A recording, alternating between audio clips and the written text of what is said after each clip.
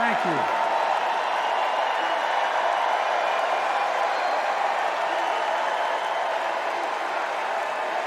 Thank you. I love you. Thank you.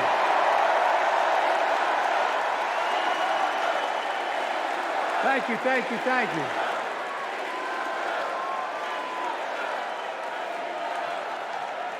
That was my daughter.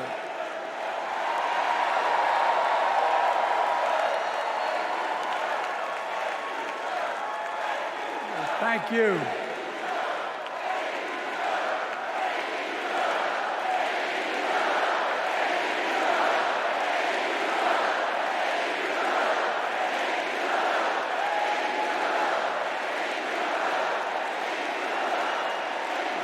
Thank you, thank you, thank you.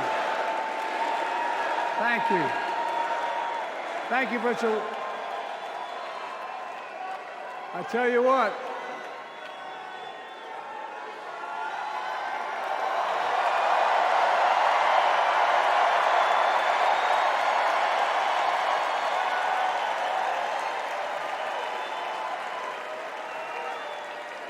To my dearest daughter, Ashley, God love you, you're incredible. Thanks for the introduction and for being my courageous heart, along with Hunter and our entire family, and especially our rock, Jill.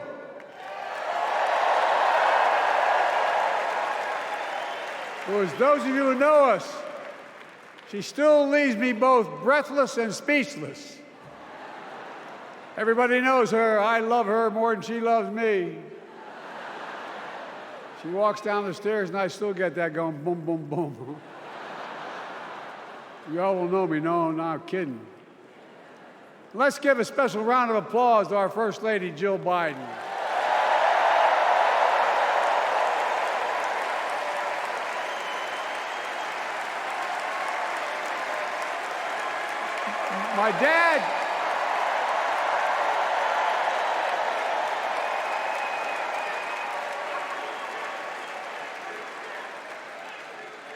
My dad used to have an expression, for real. He'd say, Joey, family is the beginning, the middle, and the end. And I love you all. Folks. And America, I love you.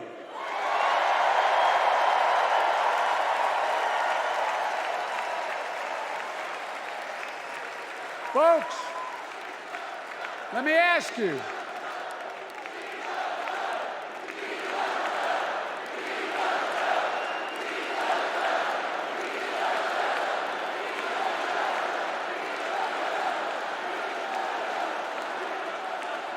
Let me ask you, are you ready to vote for freedom?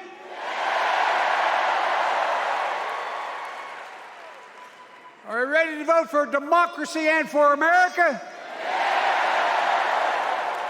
Let me ask you, are you ready to elect Kamala Harris and Tim Walz, President and Vice President of the United States?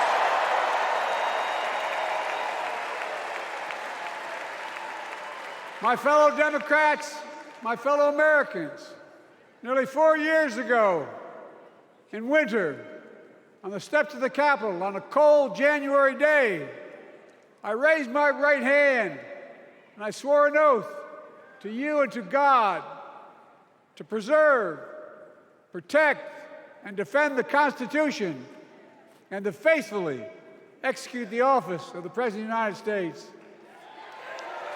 In front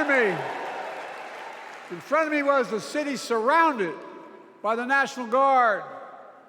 Behind me, a Capitol just 2 weeks before had been overrun by a violent mob. But I knew then, from the bottom of my heart, that I knew now, there is no place in America for political violence. None.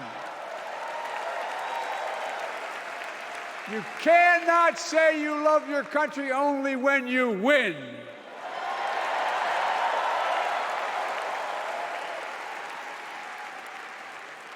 In that moment, I wasn't looking to the past. I was looking to the future. I spoke of the work at hand, the moment we had to meet. It was, as I told you then, a winter of peril and possibility. Of peril and possibility. We're in the grip of a once-in-a-century pandemic, historic joblessness, a call for racial justice long overdue, clear and present threats to our very democracy. Thank you.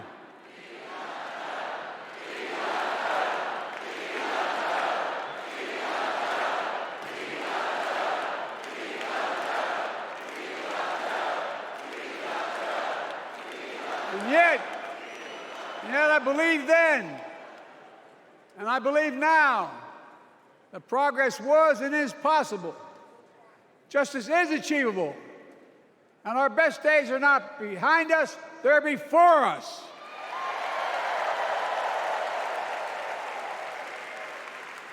Now it's summer. The winter has passed, and with a grateful heart, I stand before you now on this August night to report that democracy has prevailed. Democracy has delivered. And now democracy must be preserved.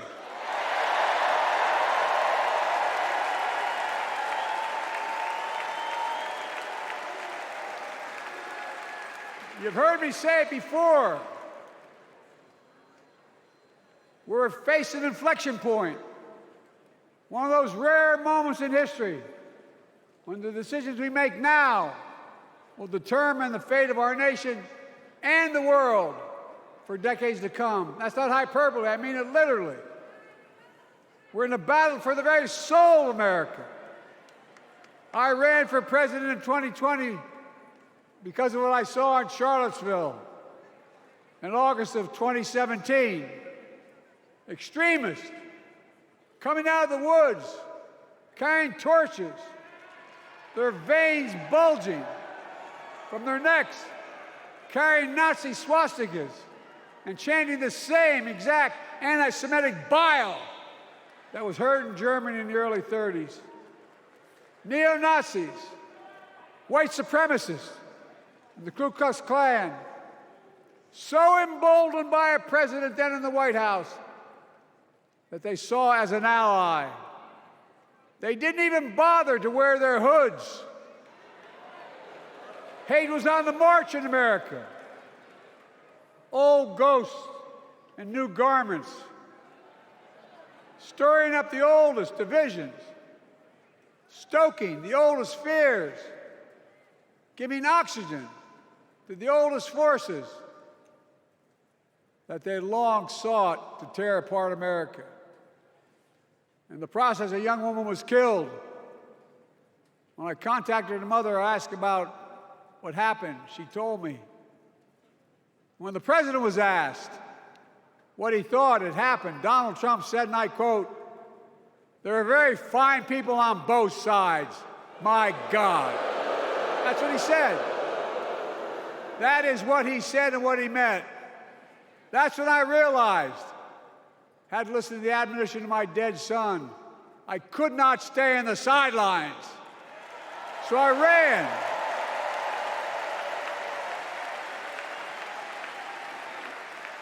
Because I had no intention of running again. I just lost part of my soul. But I ran with a deep conviction. In America, I know and believe in an America where honesty, dignity, decency still matter. An America where everyone has a fair shot and hate has no safe harbor.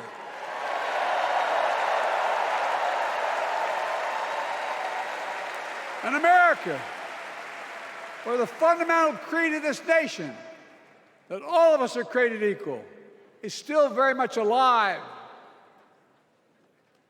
and a broad coalition of Americans joined with me. 81 million voters voted for us, more than any time in all of history. Because of all of you in this room and others, we came together in 2020 to save democracy.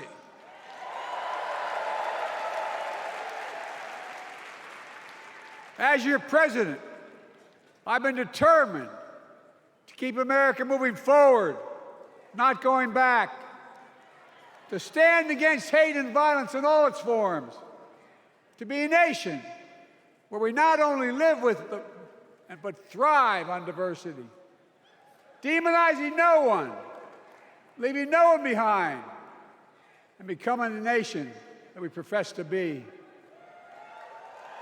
I also ran to rebuild the backbone of America, the middle class.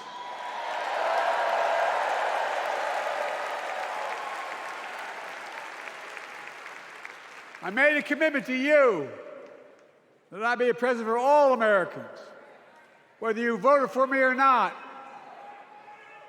We have done that. Studies show the major bills we have passed actually delivered more to red states than blue, because the job of the president is to deliver to all of America.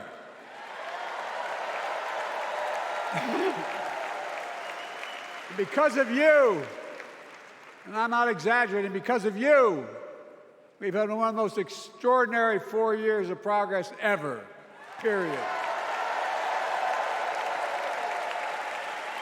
When I say we, I mean Kamala and me.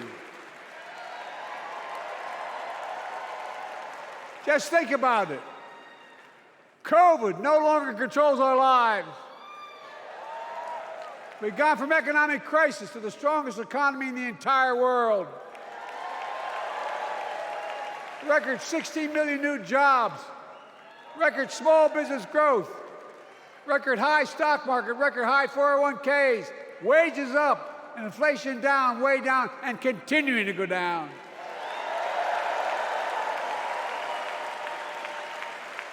The smallest racial wealth gap in 20 years. And yes,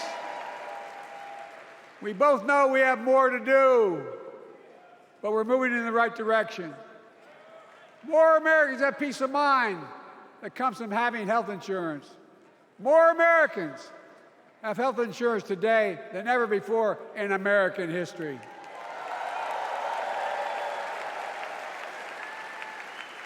And after, as a young senator beginning to fight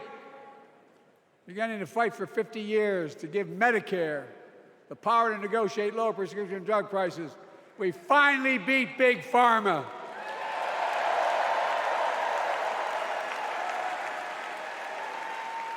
And guess who cast the tie-breaking vote? Vice President, soon-to-be President Kamala Harris.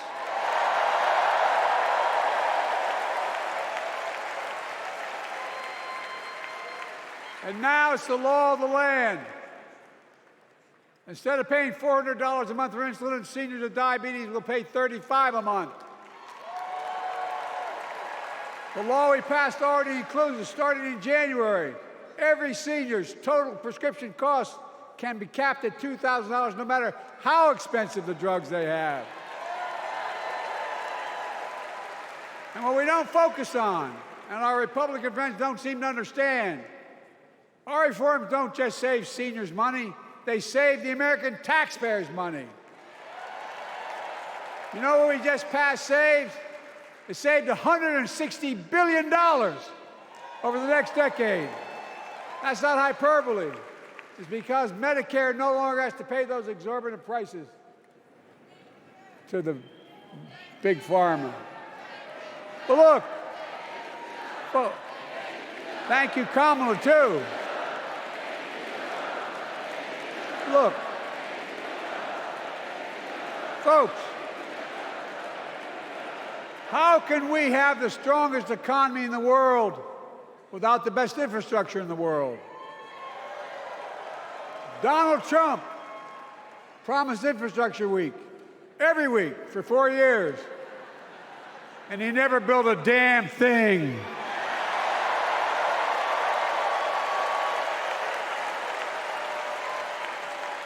But now, because of what Kamala and I have done, remember we were told we couldn't get it done. Remember when we came into office, we couldn't get anything passed? But right now, we're giving America an infrastructure decade, not week.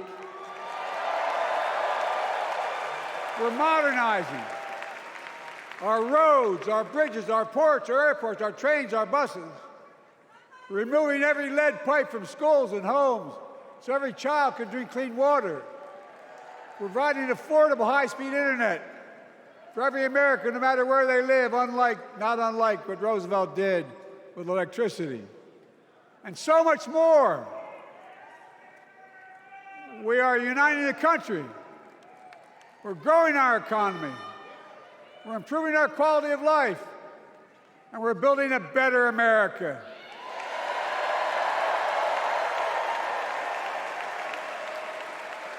Because that's who we are. How can we be the strongest nation in the world without leading the world in science and technology?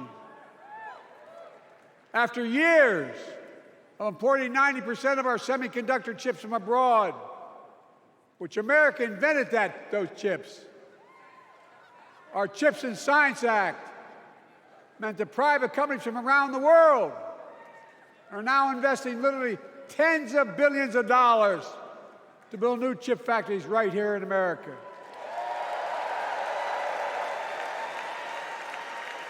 And over that period, they'll create tens of thousands of jobs. And many of those jobs in the so-called fabs, the buildings that make the chips, that's being constructed now. And guess what? The average salary in those fabs, size of a football field, will be over $100,000 a year, and you don't need a college degree.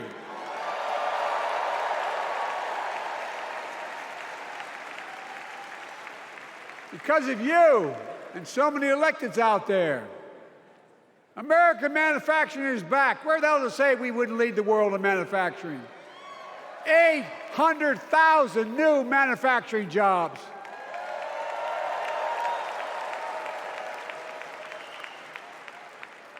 Our Republican friends and others made sure they'd go abroad to get the cheapest labor. We used to import products and export jobs. Now we export American products and create American jobs right here in America, where jobs belong. With every new job, with every new factory, pride and hope is being brought back to communities throughout the country that were left behind. You know you're from them, many of you. You know what it's like when that factory closed, where your mother, your father, your grandmother, grandfather worked.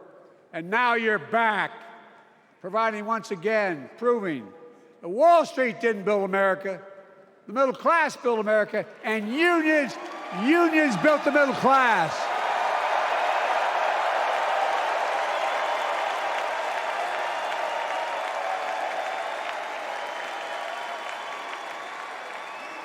It's been my view since I came to the Senate.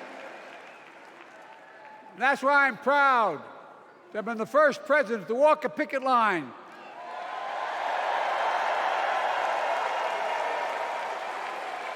and be labeled the most pro-union president in history, and I accept it. It's a fact.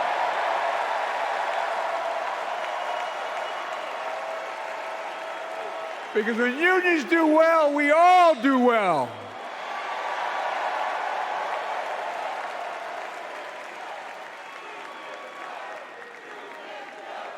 You got it, man.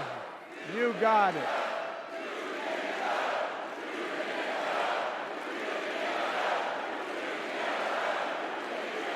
I agree. I'm proud. Look, remember we told we couldn't get anything done because we couldn't get anything done in the Congress? Well, with your support, we passed the most significant climate law in the history of mankind.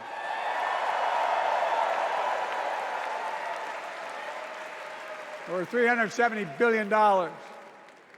Cutting carbon emissions in half by 2030. Launching a climate corps, similar to AmeriCorps and Peace Corps, creating tens of thousands of jobs for young people of the future who are going to make sure this continues. Creating hundreds of thousands of jobs in clean energy for American workers, including the IBEW installing 500,000 charging stations all across America. And in the process, reducing carbon emissions. And we're seeing it. We're seeing to it that the first beneficiaries of environmental initiatives are those fence-lined communities that have been smothered by the legacy of pollution. Louisiana and Delaware, Route 9,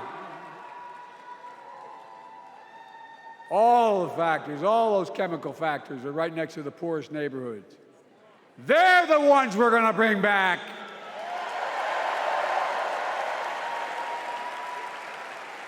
And how? How can we be the greatest nation in the world without the best education system in the world? Donald Trump and the Republican friends, they not only can't think, they can't read very well. Seriously, think about it. Look at their Project 2025. They want to do away with the Department of Education. Well, during the pandemic, Kamala and I helped states and cities get back their schools back open. And we gave public school teachers a raise.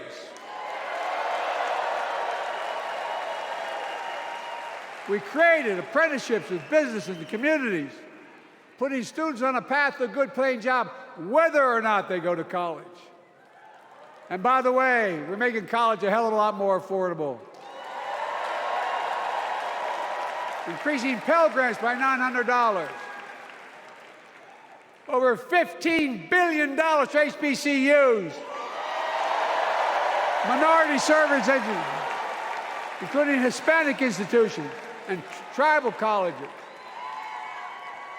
We kept our commitment to provide more student relief than ever by lifting the burden of helping millions of families so they could get married, start a family, buy a home, and begin to build family wealth and contribute to the community and grow our economy. It's not costing us, it's creating more wealth. We fundamentally transformed how our economy grows, from the middle out and the bottom up instead of the top down.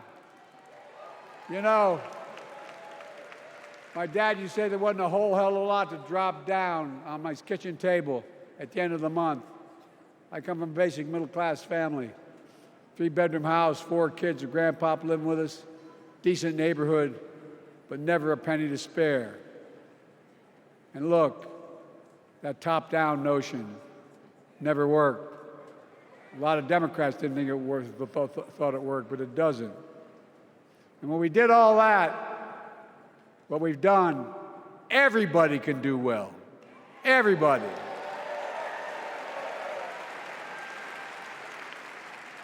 Donald Trump calls America a failing nation. No, I'm serious. But think about this. Think about this.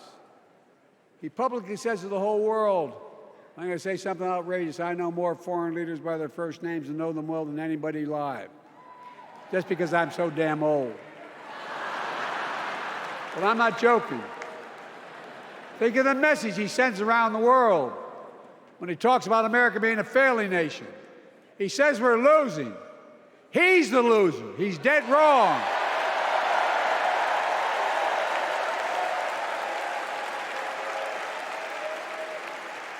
Many of you are very successful people who travel the world. Name me a country in the world that doesn't think we're the leading nation in the world. Without America, not a joke, think about it. I'm being literal. Who could lead the world other than the United States of America? Well, guess what? America's winning, and the world's better off for it. America's more prosperous, and Americans are safer today than under Donald Trump. Trump continues to lie about crime in America, like everything else. Guess what? On his watch, the murder rate went up 30%, the biggest increase in history.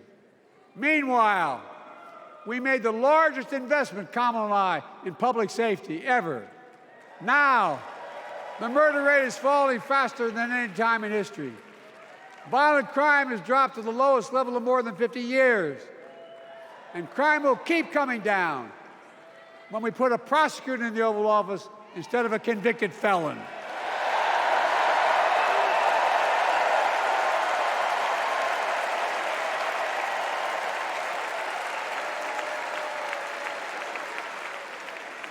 And folks, the distinguished senator from the Senator from California and I passed the first ban on assault weapons.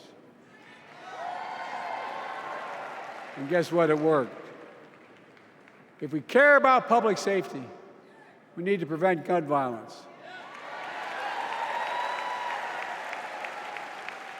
And what makes me ashamed when I travel the world, which I do, more children in America are killed by a gunshot than any other cause in the United States. More die from a bullet than cancer, accidents, or anything else in the United States of America. My God. That's why Kamala and I are proud.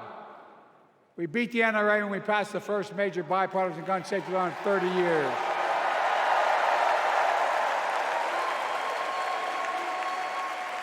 I'm serious. That comes from here. And now it's time to ban assault weapons again. And demand universal background checks.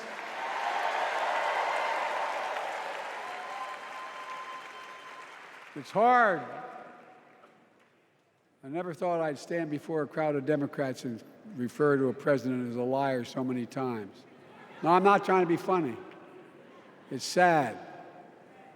Trump continues to lie about the border. Here's what he won't tell you. Trump killed the strongest bipartisan border deal in the history of the United States that we negotiated with the Senate Republicans. It took 4 weeks. Once it passed, and never acknowledged the most expansive border change in American history. He called senators to say, don't support the bipartisan bill, because he said it would help me politically and hurt him politically. My God. No, I'm serious. Think about it. Not a joke. Ask even the press who doesn't like me. They'll tell you that's true. Typically, Trump, once again, putting himself first and America last. Then I had to take executive action. The result of the executive action I took, border encounters have dropped over 50%. In fact, there are fewer border crossings today than when Donald Trump left office. And unlike Trump, we will not demonize immigrants, saying they're the poison of blood of America. Poison the blood of our country. Kamala and I are committed to strengthening legal immigration, including protecting dreamers and more.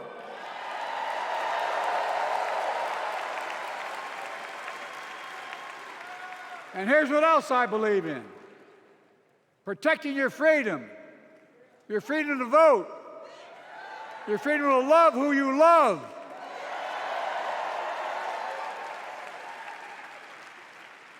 And your freedom to choose.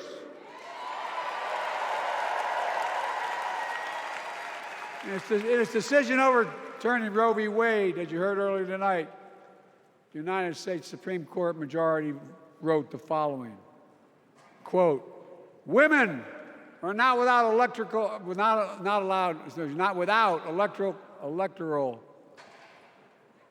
or political power. No kidding. MAGA Republicans found out the power of women in 2022. And Donald Trump is going to find out the power of women in 2024. Watch.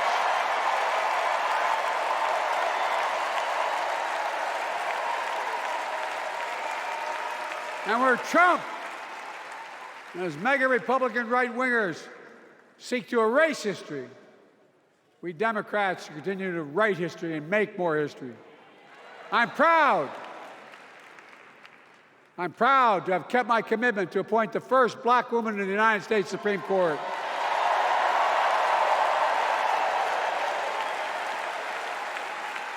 Ketanji Brown Jackson, a symbol for every young woman in America that you can do anything. I'm proud that I've kept my commitment to have an administration that looks like America and that taps in to the full talent of our nation. The most diverse cabinet in history, including the first black woman of South Asian descent to serve as vice president. And will soon serve as the 47th President of the United States.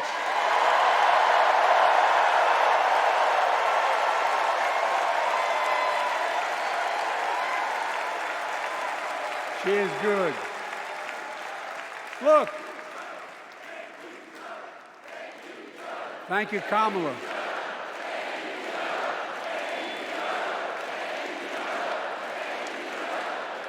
Folks, I've long said we have many obligations as a nation, but I got in trouble years ago for saying I'd make no apologies.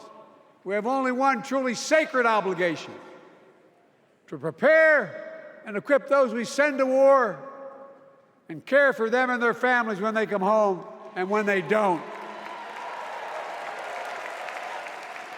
That's why I'm so proud to have written and signed the PACT Act, one of the most significant laws ever, helping veterans and their families exposed to toxic materials like burn pits in Agent Orange. I was around during the Vietnam War. It's hard. Nobody was able to prove that their illness was a consequence of Agent Orange.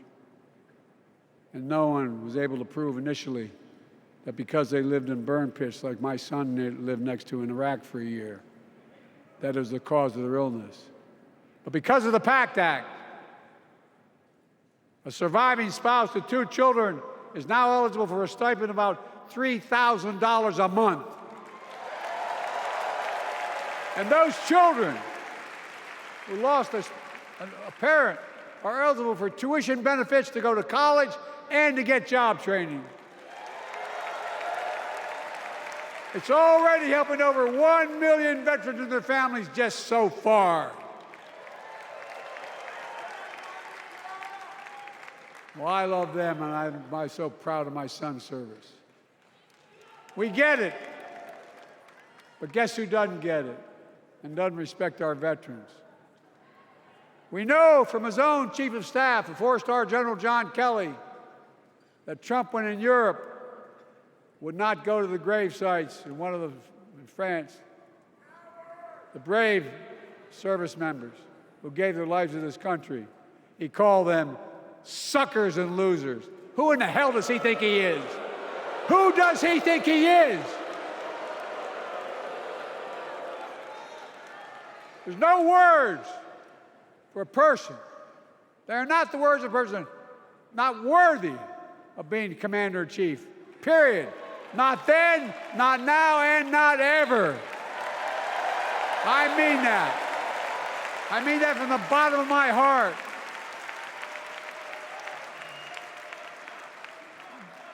Just as no commander-in-chief should ever bow down to a dictator, the way Trump bows down to Putin. I never have, and I promise you, Kamala Harris will never do it. Will never bow down.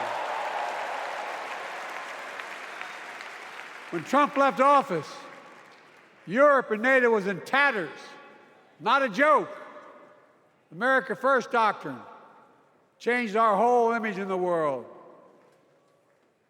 Well, they gave the hours, about 190 hours, sum total, me and my counterparts or heads of state in Europe, to strengthen NATO. We did. We united Europe like it hadn't been united for years. adding Finland and Sweden to NATO.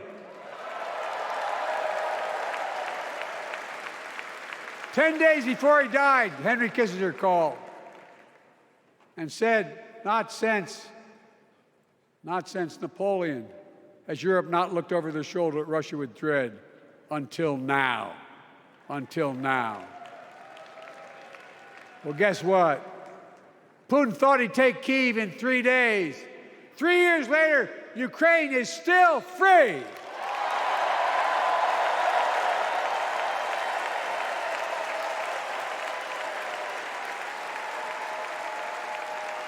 When I came to office, the conventional wisdom was that China would inevitably surpass the United States. They haven't noticed. No one's saying that now.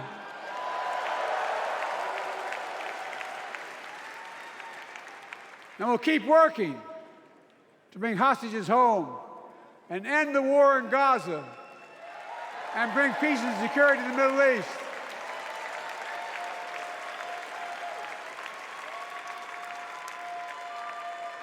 As you know, I wrote a peace treaty for Gaza. A few days ago, I put forward a proposal that brought us closer to doing that than we've done since October 7th.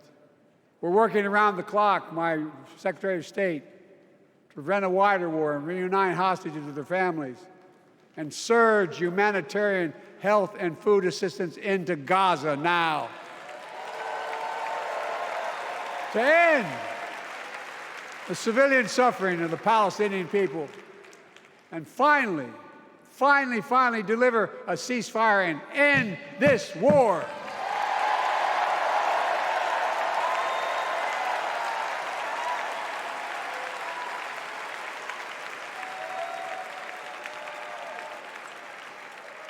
Those protesters out in the street, they have a point. A lot of innocent people are being killed on both sides. Just as we worked around the clock to bring home wrongfully detained Americans and others from Russia in one of the most complicated swaps in history, but they're home. Kamala and I are going to keep working to bring all Americans wrongfully detained around the world home. I mean it. Folks, I've got 5 months left in my presidency. I've got a lot to do. I intend to get it done.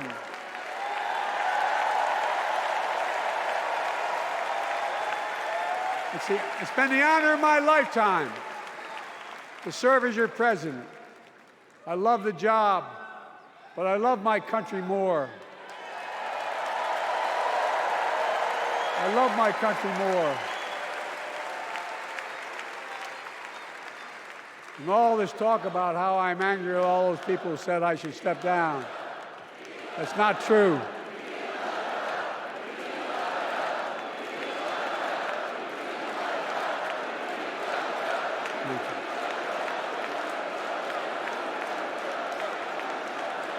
I love my country more, and we need to preserve our democracy. In 2024, we need you to vote. We need you to keep the Senate. We need you to win back the House of Representatives. And above all, we need you to beat Donald Trump.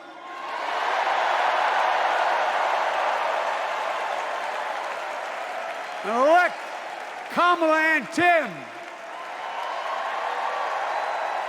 President and Vice President of the United States of America. Look, they'll continue to lead America forward, creating more jobs, standing up for workers, growing the economy, lower the cost to American families so they just have a little more breathing room. We've made incredible progress, but we have more work to do. And Kamala and Tim will continue to take on corporate greed and bring down cost of food. They'll keep taking on Big Pharma, making insulin $35 a month, not just for seniors, but for everyone in America. and capping prescription drug costs at a total of $2,000, not just for seniors, but for everyone. And folks, that's going to save America again tens of billions of dollars. Folks, they'll make housing more affordable, building 3 million new homes, providing $25,000 down payment assistance for the first-time home buyer, more than the 10 we approved. Donald Trump wants a new tax on imported goods, food, gas, clothing, and more. You know what that will cost the average family, according to the experts? $3,900 a year in a tax. No, that's a fact. Kamala and Tim will make the child care tax credit permanent.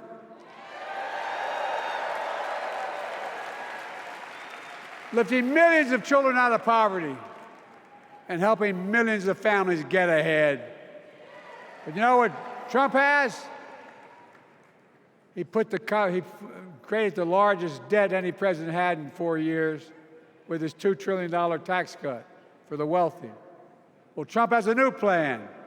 He wants to provide a $5 billion tax cut for corporations and the very wealthy. Read it. Put us further in debt. And folks, you know we have 1,000 billionaires in America.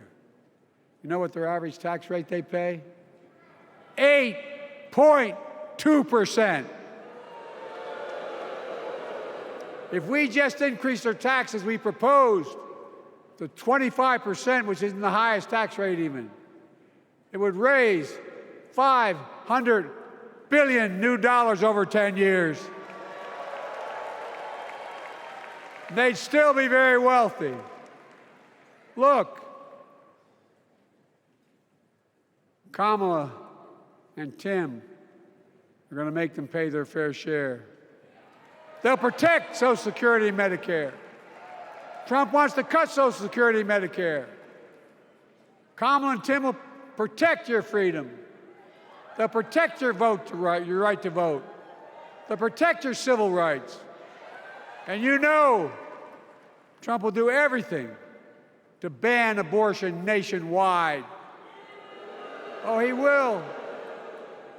You know, Kamala and Tim will do everything they possibly can. That's why you have to elect a Senate and a House to restore Roe v. Wade.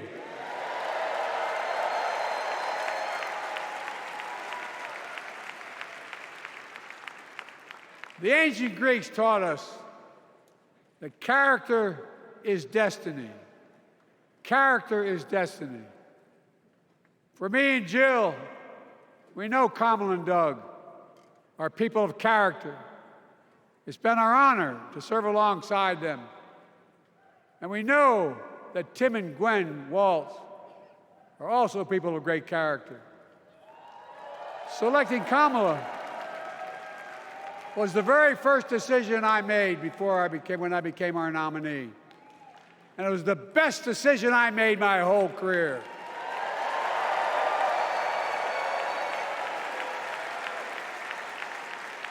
We've not only gotten to know each other, we've become close friends.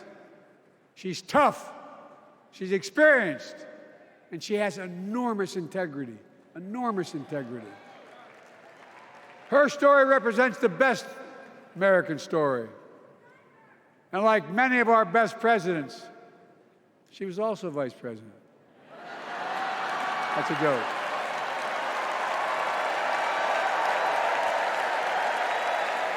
But she'll be a president our children can look up to. She'll be a president respected by world leaders because she already is. She'll be a president we can all be proud of. And she will be a historic president who puts her stamp on America's future.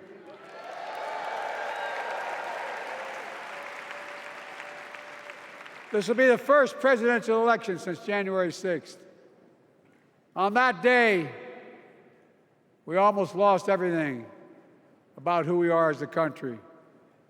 And that threat This is not hyperbole. That threat is still very much alive. Donald Trump says he will refuse to accept the election result if he loses again. Think about that. He means it. Think about that. He's promising a bloodbath if he loses, in his words. And that he'll be a dictator on day one, in his own words. By the way, this sucker means it. No, I'm not joking. Think about it. Anybody else said that in the past, you'd think he was crazy. He is crazy, but you'd think it was an exaggeration, but he means it. We can't let that happen. Folks, all of us carry a special obligation. Independents, Republicans, Democrats. We saved democracy in 2020, and now we must save it again in 2024.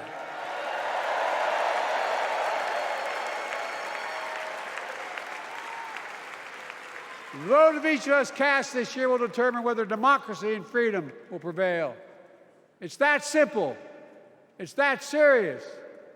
And the power is literally in your hands. History is in your hands. Not hyperbole. It's in your hands. America's future is in your hands. Let me close with this. Nowhere else in the world could a kid with a stutter and modest beginnings in Scranton, Pennsylvania, and Claymont, Delaware, grow up to sit behind the resolute desk in the Oval Office.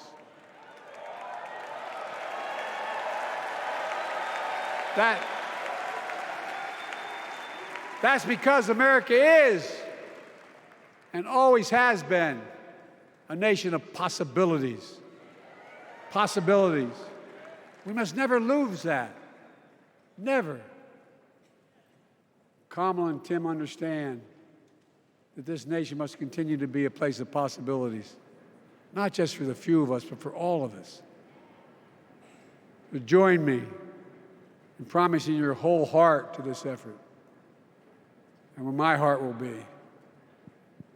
I promise I'll be the best volunteer Harrison Waltz has Cam ever seen.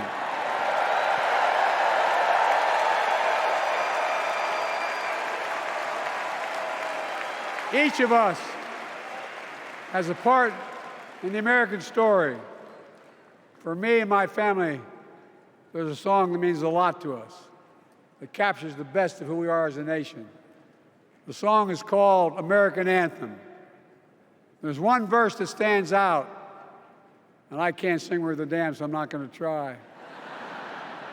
I'll just quote it.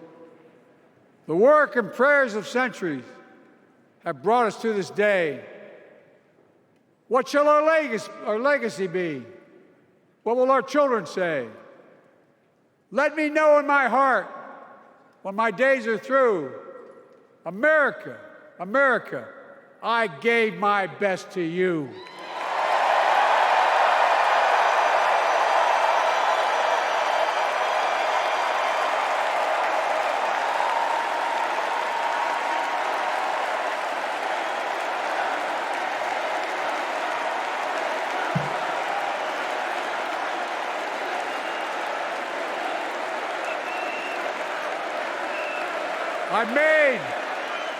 I've made a lot of mistakes in my career, but I gave my best to you. For 50 years, like many of you, I've given my heart and soul to our nation. And I've been blessed a million times in return with the support of the American people. I've either been too young to be in the Senate because I wasn't 30 yet, and too old to stay as president. But I hope you know how grateful I am to all of you. I can honestly say, and I mean this from the bottom, give you my word as a Biden, I can honestly say I'm more optimistic about the future than I was when I was elected as a 29-year-old United States Senator. I mean it. Folks, we just have to remember who we are. We're the United States of America.